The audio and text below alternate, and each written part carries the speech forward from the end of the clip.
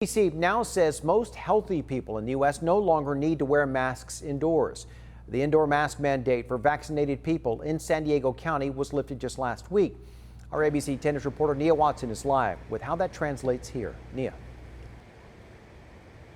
Well, Steve, the new CDC guidance focuses more on hospitalizations, and we've been seeing a decline across the country. That's why a majority of people no longer need to wear them indoors, but that's not necessarily the case here in San Diego County.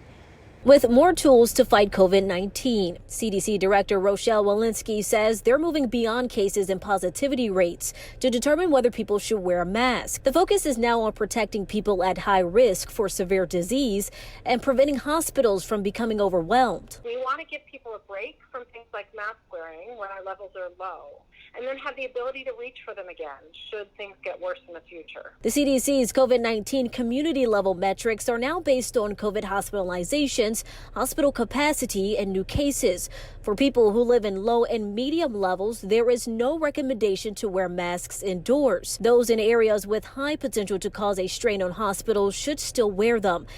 Here in San Diego County, the new map shows half of the county at medium level, the southern half at a high level. Dr. Rebecca Fielding Miller with UC San Diego's School of Public Health says that may be because the south part of the county is where a lot of essential workers live. In some ways, what you're seeing is a map of who has the ability to stay home and keep themselves safe and who doesn't. While she agrees with focusing on hospitalizations, Fielding Miller says who is hospitalized is also important to consider. We have to name the fact that it's people who are immunocompromised, that it is disproportionately likely to be people of color, people who are poor, and it's a fair choice, but we have to be aware of the trade-off that's being made.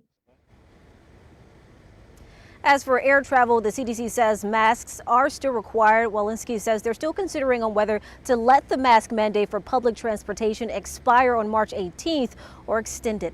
Live in Hillcrest, Nia Watson, ABC 10 News.